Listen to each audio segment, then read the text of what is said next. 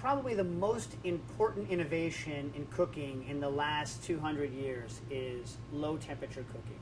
Now, most people use the word sous vide when they're talking about low temperature cooking, but vacuums, sous vide is things under vacuum, that's not the real revolution. The real revolution is temperature control. And temperature control is something that was only really viable for chefs for the past 10 or so years in terms of affordability.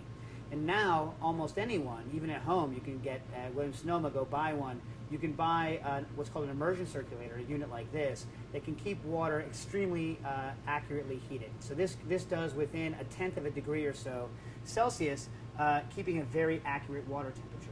And what that does is it allows you to get incredibly repeatable foods over time. And in fact, most people have difficulty understanding what the benefits are of low temperature because you're not used to thinking about, you're thinking of time usually as your primary thing, not temperature.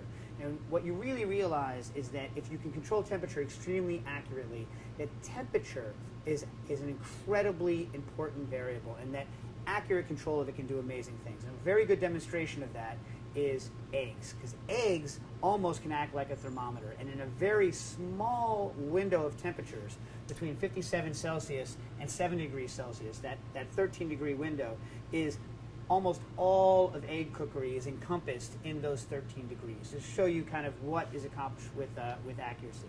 So at 57 degrees Celsius, which is our first egg here, 57 is about the same temperature as a medium rare steak. It's 135 in Fahrenheit. In an egg, it's completely raw, right? Maybe a little bit thickened on the white, but it's completely raw. However, if you cook an egg at 57 Celsius for enough time, I usually cook it for an hour, it's completely pasteurized, meaning you've killed any salmonella in it. So now I can have a raw egg that has been pasteurized and is safe to serve to someone who might have a compromised immune system. And of course, because the yolk sets at a higher temperature than the white does, it's still completely runny when it's raw. So that's 57 as a baseline. So just 3 degrees more up the scale, from 57 to 60, we have our first egg that's really set.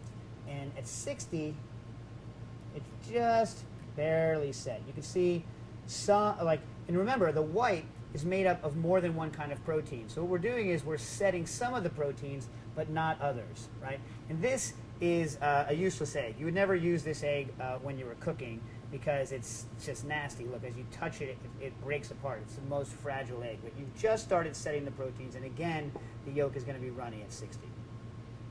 Now, just 2 degrees higher than 60, we hit the first real egg that we use in restaurants all the time, the 62-degree egg. And in fact, well over 90% of the eggs that you're going to cook in the immersion circulator are going to be this egg. This is the perfect egg for Eggs Benedict. Now look at that. Only 2 degrees difference. Look, the color has changed on the white. It's a lot. It holds up, but it's still got kind of a custardy, delicious, soft white, right? But notice here that egg white, there's 2 different kinds of egg white. There's thick and thin. And the thin, right, sets in a different layer from the thick and almost acts as a release agent. So you can keep these 62-degree eggs hot forever in your immersion circulator, right, slightly below. You don't want to keep it at 62 because the proteins will slowly keep cooking. But if you drop the temperature a couple of degrees, you can keep them for hours like this and just crack out hot, beautiful eggs all day long for your Eggs Benedict or whatever. So this is the one that you're going to use most often. And this is extremely important for a brunch service because you're never going to serve an overcooked egg. You're never going to serve an egg that's cold in the middle. It's extremely hygienic. It lasts a long time. And when you cut it, the yolk is still runny like this. This is perfect for toast. So only 1 degree higher than 62 is one of the eggs that I think is most interesting. 63 Celsius is what I like to call an in-betweener egg. So if you want an egg that is not fully set, but yet is still very creamy and will run out, let's say you're doing a consomme or something like that, 63 is very nice. So you can see here is a yolk that is not yet set and is somewhat liquid and will eventually run out. So this is perfect for consommes or things like that, things where you want a kind of semi-liquid egg. All right, so 1 degree higher than 63, we have 64. 64 is actually a fully set egg yolk, but still extremely soft and custardy. So you can see the difference here between 62, 63, and 64. From runny, all the way runny, to all the way set but creamy and in between is only a difference of 2 degrees Celsius. So that is, and you can also see what an extreme difference in texture there is between the whites at 64 and 62. And I can look at an egg at any point. I can look at an egg that's been cooked low temperature and tell you in this range exactly how hot or cold it was. So if I had to guess, I would say this one, because I've done this for years, I would say that this is maybe a couple tenths higher than 63, closer to 63.3. And this is pretty much dead on 64, right? This is pretty much dead on 62. So very, very fine gradations of cooking are happening in a very, very small window. This is an extremely good example of how important a degree can be. If I go 1 degree higher to 65, you start getting into what I call the Play-Doh egg yolk. Now, almost all of your normal restaurant cooking is going to be one of these three. So set in aspic, for a consomme, on toast, right? That's pretty much all of it. But here you start getting your special effect eggs. Now look at this. So now I have an egg that's still extremely creamy and can be molded like dough. The real kind of star of moldable yolks, though, is a 66 degree egg. The 66 degrees, it's kind of not Play-Doh anymore. It's more like marzipan, for those of you marzipan fans out there. So if I was going to do a special effect where I was going to mold like an egg yolk into like bunnies or penguins or something, I would probably use 63 because it firms up nicely, but it's still extremely moldable and creamy.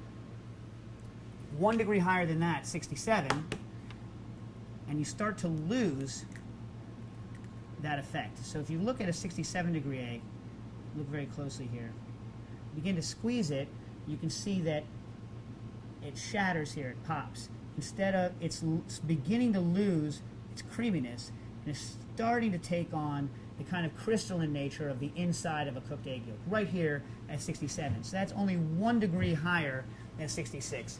So from 62 to 64, the yolk sets. From 65, it starts turning into Play-Doh, and at 67, just 2 degrees higher than 65, it's already started taking on the crystalline kind of structure that we're used to doing in a hard-cooked egg. 3 degrees higher than that, it's 70, and functionally, at this point, it's like a hard-boiled egg. One of the interesting things is that a 70-degree egg, if you only cook it for an hour or so, doesn't have any sulfurous aroma at all. It's completely fresh. There's no greening of it, right? So it's a very bright, beautiful-looking egg yolk. And when you break into it, you'll see that it is got the cooked granular structure now of a standard kind of hard-cooked egg, but just in a very kind of pure, kind of fresh way. So as you can see, from raw but pasteurized all the way up to hard-cooked egg yolk is a mere 13 degrees, just to kind of demonstrate the importance of temperature control.